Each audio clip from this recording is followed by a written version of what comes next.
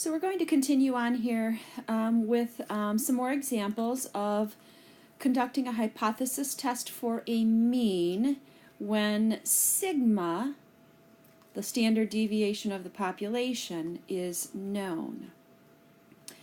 So once again, what we're trying to accomplish here in Lesson 2 is learn how we find p-values and interpret what they tell us, how to use p-values for a v-test when the mean mu, use p-values for a z-test for the mean mu when sigma is known, again, the standard deviation of the population.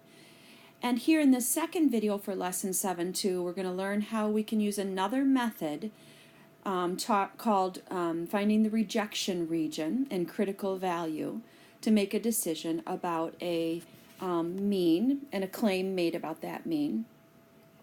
And then how we use those rejection regions for a z-test for a mean when, once again, sigma is known.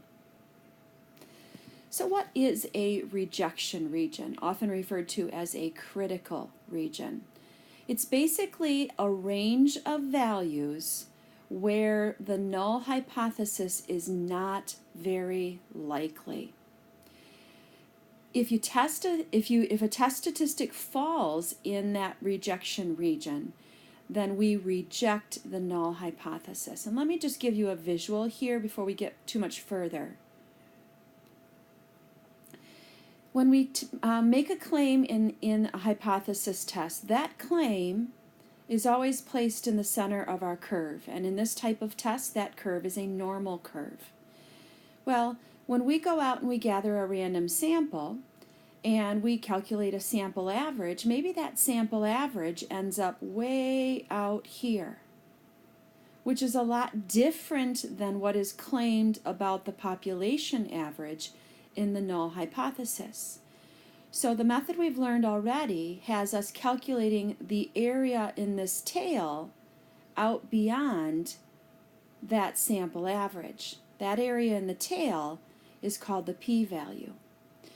But how a rejection region is a little different is where, say we are given an alpha level of 0.05 and we're doing a right-tailed test.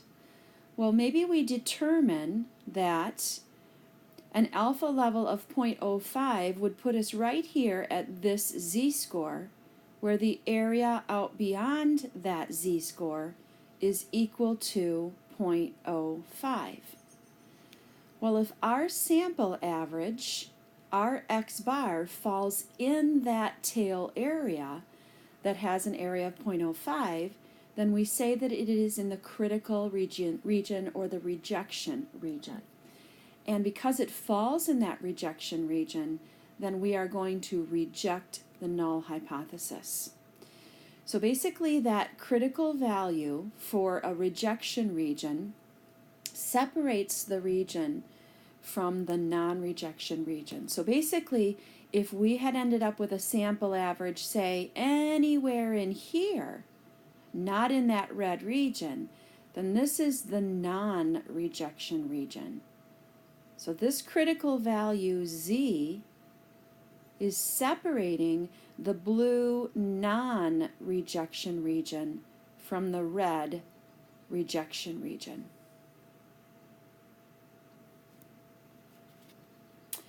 So here's what we're going to need to do to find that critical value for the rejection region. First, there has to be a specified level of significance. So we have to have an alpha level in order to use this method in a hypothesis test. Second, we have to decide whether the test we're doing is a left-tailed test, a right-tailed test, or a two-tailed test. And again, as we talked about in our previous video, that is dependent upon the direction of our alternative hypothesis, less than, greater than, or not equal to. Third, we need to find the critical value for the rejection region. We call that z sub 0.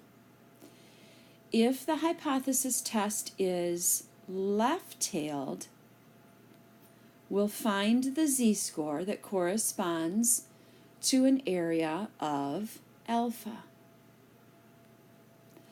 If the critical region is right-tailed, we'll find the z-score that corresponds to 1 minus alpha.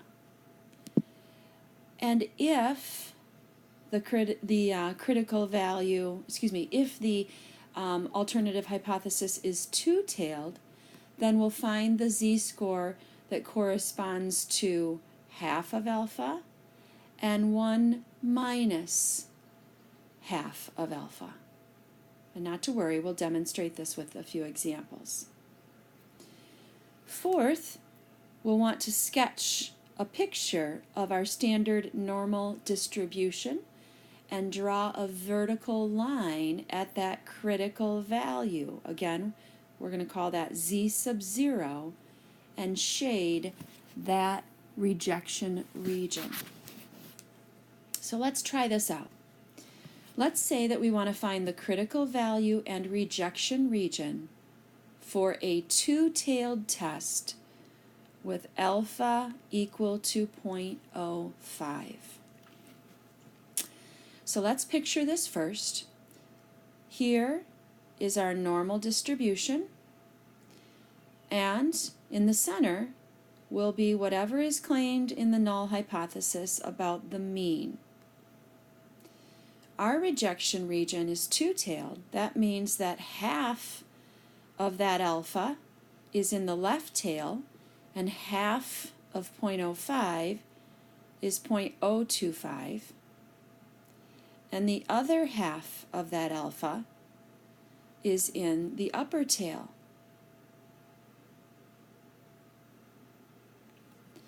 So to find this lower critical value, we're just going to need to go to our table of critical values for the standard normal distribution, look in the body of table A and try to get as close to 0.0250 as we can possibly get, and find the corresponding z-score.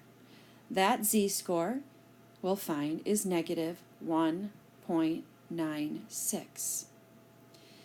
To find this upper critical value, as I mentioned on the previous slide, we're going to need to take 1 minus half of that 0.05, which is 0.975, and go to our table of critical values for the standard normal distribution and look in the body of that table and try to get as close to 0.9750 as we can get, and this upper critical value we'll find is positive 1.96. Now notice when you compare these, they're opposites. So if you can find the easy one, the red one, negative 1.96, then in a two-tailed test, you know that the upper critical value will just be the opposite of that, in this case positive 1.96. So if we shade our critical region, if our sample average ends up in either one of these tails, then it falls in the rejection region and we will reject the null hypothesis. If, on the other hand, our sample statistic, and therefore test statistic, ends up anywhere in between those critical regions, this is the non-rejection region. Not reject here, and reject here, or here.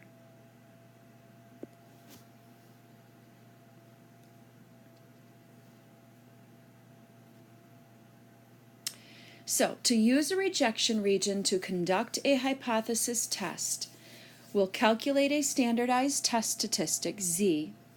If the standardized test statistic is in the critical region, then we will reject the HO. So if it's in one of those red tails in the previous slide, we'll reject.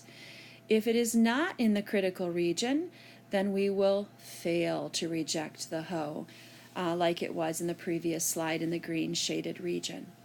So just to again visualize, in a left-tailed test, the critical region will be in the left tail. where the area below that z-score is equal to alpha. If we're doing a right-tailed test, the critical region will be in the right tail of the standard normal distribution, and the area in that tail will be equal to the level of significance alpha. On the other hand, if we're doing a two-tailed test, the critical region will be in both tails, where half of alpha is in each of those tails.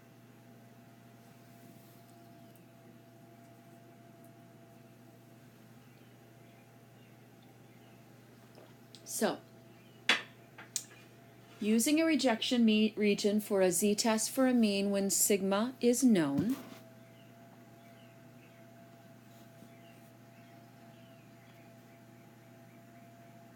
oops. Sorry, I just accidentally deleted that slide. First, we'll have to verify that sigma is known. I keep writing it as alpha. Sorry about that, guys. So you have to know the standard deviation of the population in order to run a z-test for a population mean. Also, we need to verify that the sample is random, because if it's not random, then it's not a good sample. And then third, we need to verify that either the population is normal or n is large.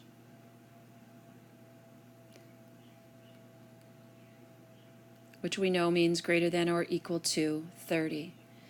And so these are the same things we want to verify when we're doing a z-interval for a population mean.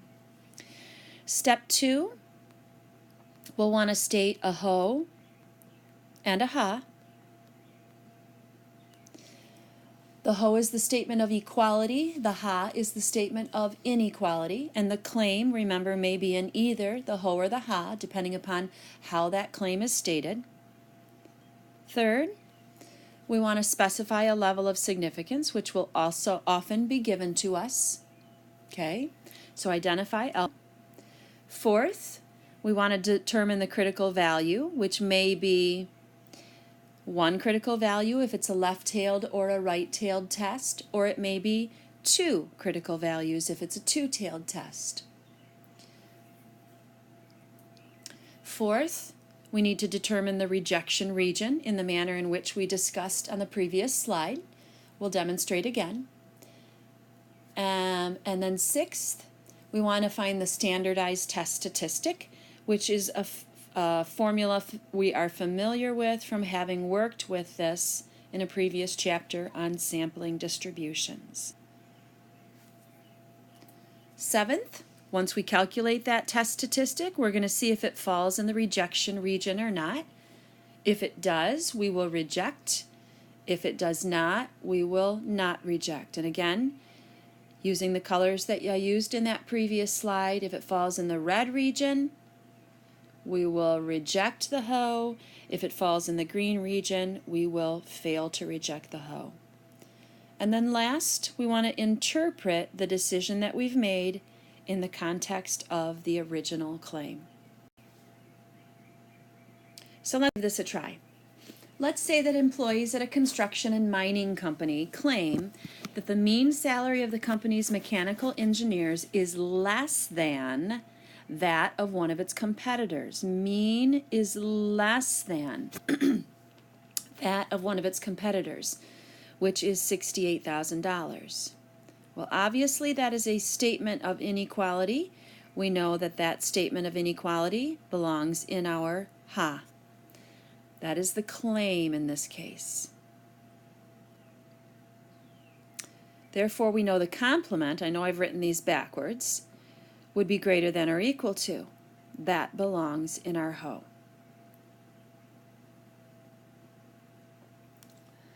A random sample of 20 company's mechanical engineers, so there's our sample size, N, has a mean salary, there's our sample average, X bar, of $66,900. Assume the population standard deviation is 5,500. Good, they've been given us sigma, or they have given us sigma. And this is important, that the population is normally distributed. And this is important in this case because n is not large. So we needed to know that in order to proceed. At alpha equal to 0.05, test the employee's claim. All right, so the first thing we said we want to do is verify that sigma is known. Check. Verify that the sample is random. Check. Verify that either n is large or that the population is normally distributed. Check. Step 1 is complete. The second thing we want to do is state the alternative and null hypotheses. Check. The null is the statement of equality, that is the complement of the claim in this case, which was the inequality. Third, we want to specify a level of significance. One was given to us. We're using a level of significance equal to 0.05. We have to identify if this is a left-tailed, right-tailed, or two-tailed test, and this is clearly a right-tailed test because of the greater than symbol. Whoops, sorry. Oh, sorry. I wrote those backwards, and so I got them backwards. This is a left-tailed test because of the less than in the alternative hypothesis. Okay? So now if we're using the rejection region method to do this, we need to determine our critical value for this rejection region. Now remember, alpha is 0.05, and we're doing a left-tailed test. So alpha is 0.05. That means, as you see pictured here, the left tail has an area in it equal to 0.05. If I go to my table and I look in the body of that table for as close to 0.0500 as I can get, I find that the critical value corresponds to negative 1.645. I will only reject my null hypothesis if my test statistic falls in that critical region that has an area below it equal to 0.05 and an area above it equal to 0.95, 1 minus 0.05. So now this is our rejection region here. So now 6, we want to find our standardized test statistic. And again, that's that oh so familiar formula. We take our sample average minus the claimed population average, and we divide by the standard error of our statistic. So in our case, our sample average was $66,900. We had these written on the previous slide. The claimed population average was 68,000. And the standard deviation of the population given to us was 5,500. And divide that by the square root of our sample size, which would be the square root of 20. Now be careful when you put this in your calculator, if you do it all in one step, that denominator needs to be in parentheses. If you calculate this, and please calculate this with me to make sure you're getting the same answer, you should get a z-score of negative 0.89. Well, negative 0.89 is right here between 0 and negative 1. It does not fall inside that blue rejection region. So our decision is that we fail to reject the null. Because we only reject if our critical value, our test statistic, falls inside that rejection region in this case that has an area below it equal to 0.05. So the decision, when we go to put this in context, we can say that at the 5% level of significance, there is not sufficient evidence to support the employee's claim that the mean salary is less than $68,000. And I left a little bit of context out of that because I ran out of room. But again, at the 5% level of significance, there is not sufficient evidence to support the company's claim. In this case, the claim was in the alternative. We did not reject the null, so we don't believe the alternative is true. And that claim is that the mean salary is less than $68,000.